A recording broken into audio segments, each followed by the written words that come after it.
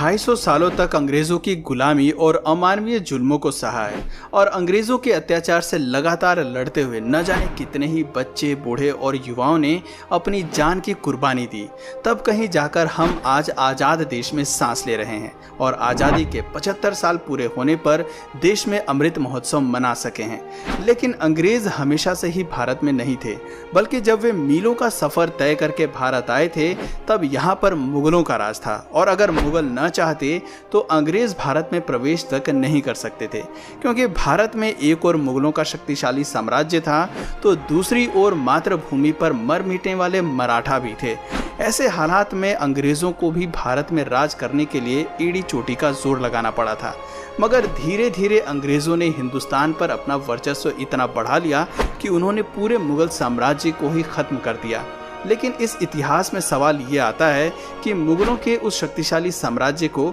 आखिर अंग्रेजों ने किस तरह खत्म किया होगा। आज की इस वीडियो में हम आपको वही दास्तान सुनाने वाले हैं। तो इसी बात पर चलिए शुरू करते हैं इतिहास के एक और नए अध्याय को।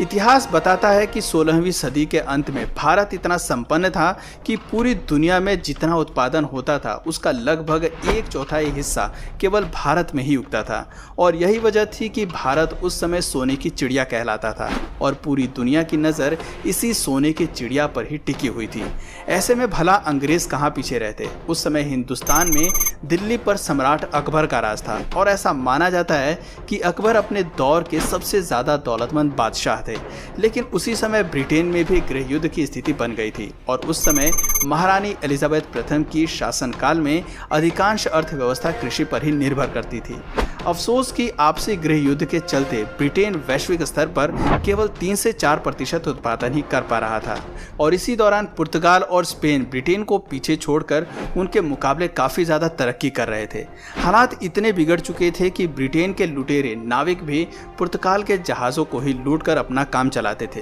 क्योंकि ब्रिटेन में लूटने के लिए कुछ बचा ही नहीं था। लेकिन उसी दौरान एक ब्रिटिश नाविक को समुद्री यात्रा के दौरान भारत की अपार संपदा और समृद्धि के बारे में पता चला और ब्रिटिश गवर्नमेंट तक ये खबर जल्द ही पहुंच गई। फिर आया समय सन 1600 का, जब 200 ब्रिटिश व्यापारियों ने मिलकर एक कंपनी बनाई और उस कंपनी का नाम रखा ईस्ट इंडिया कंपनी। और इस कंपनी के सदस्यों ने जब अपनी राजनीति और कूटनीति महारानी एलिजाबेथ को बताई तो वो भी ईस्ट इंडिया कंपनी को सपोर्ट करने के लिए तैयार हो गई।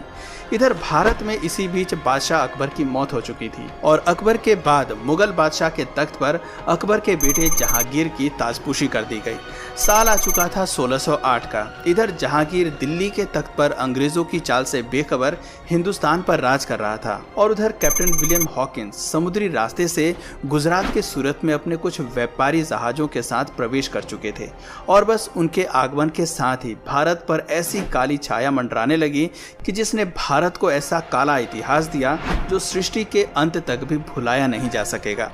अंग्रेजों ने भारत में आते ही ईस्ट इंडिया कंपनी स्थापित करने की घोषणा कर दी और अपने इसी प्रस्ताव के साथ काफी बेशकीमती उपहारों को लेकर कैप्टन विलियम हॉकिंस अपने कुछ साथियों के साथ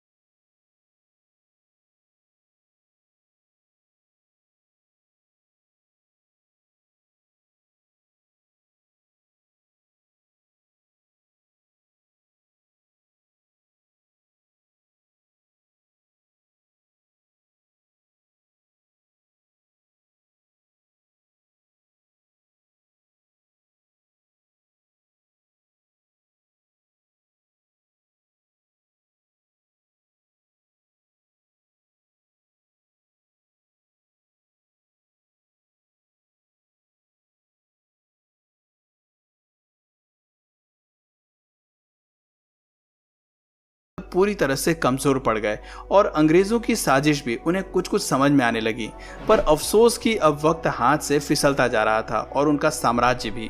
अंग्रेज लगातार भारत पर कब्जा करने की अलग अलग रणनीति अपनाते जा रहे थे, जिसके पहले चरण में उन्होंने बंगाल के नवाब सिराजुद्दौला को तख्त से हटाने के लिए जंग छेड़ दी और साथ ही साथ अंग्रेजों ने वहां के हिंदुओं और मुसलमानों में आपसी फूट डालकर डिवाइड एंड रूल की कूटनीति लागू की, जिसे संभालने में नवाब सिराजुद्दौला नाकामयाब रहे और नतीजा अंग्रेजों के लिए फायदेमंद रहा। प्लासी के युद्ध में सिराजुद्दौला को हराने के बाद अंग्रेजों ने सिराजुद्दौला के सेनापति को अपने साथ मिला लिया और उसे बंगाल का नवाब बना दिया। समय बीतता गया और भारत पर अंग्रेजों की ताकत और अधिकार भी उसी के साथ साथ बढ़ती जा रही थी। सन 1764 में अंग्रेजी फौज ने बक्सर के युद्ध में अवध के नवाब, बंगाल के नवाब और मुगल नवाब शाह आलम द्वितीय इन तीनों को हरा दिया। इसके अलावा निजाम और मराठों के बीच में भी फूट डलवाकर अंग्रेजों ने पहले तो उन्हें लड़वाया और फिर उनकी लड़ाई का फायदा उठाकर खुद उनकी कमजोर सेना को हराकर उनकी रियासतों पर कब्जा कर लिया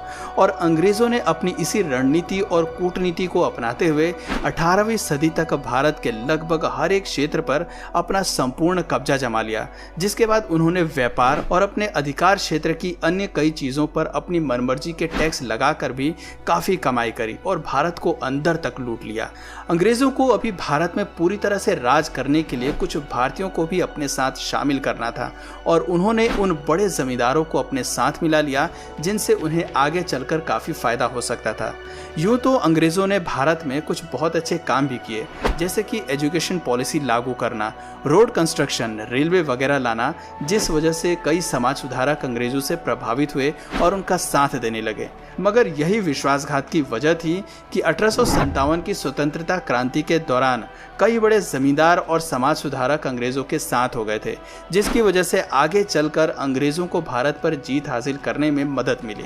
भारत पर जीत के साथ ही मुगल साम्राज्य के आखिरी बादशाह बहादुर शाह जफर को अंग्रेजों ने अपना बंदी बनाकर रंगून की जेल में भेज दिया और उनके बेटे व खानदान के तमाम लोगों को मौत की नींद सुला दिया और पूरे भारत को अपना गुलाम बना लिया। तो दोस्तों, ये थी वो दुख भरी दास्तान जिसमें मुगलों की एक गलती और अपने निजी स्वार्थ की भावना ने अंग्रेजों को भारत में पांव पसारने का मौका दे दिया और उनकी इसी गलती का खामियाजा हिंदुस्तानियों की कई पीढ़ियों को भुगतना पड़ा। वैसे आपके नज़रिए से अंग्रेजों के आगमन के लिए मुगल साम्राज्य जिम्मेदार हैं या नहीं, नीचे कमेंट करके अपनी राय हमें ज़रूर बताएं। और अगर इस वीडियो से आपको कुछ नया जानने या सीखने को मिला या फिर इंटरेस्टिंग लगा तो प्लीज़ इस वीडियो को एक लाइक करके अपने फ्रेंड्स और फैमिली में से ज़रूर शेयर करें। और यदि आप इस चैनल पर नए हैं तो प्लीज़ इस चैनल को सब्सक्राइब करके बेल नोटिफिकेशन आइकन को ऑन कर लीजिए ताकि हमारे आने वाले वीडियोस आप मिस ना करें। मिलते हैं फिर किसी वीडियो में नए टॉपिक के साथ, तब तक के लिए नमस्कार।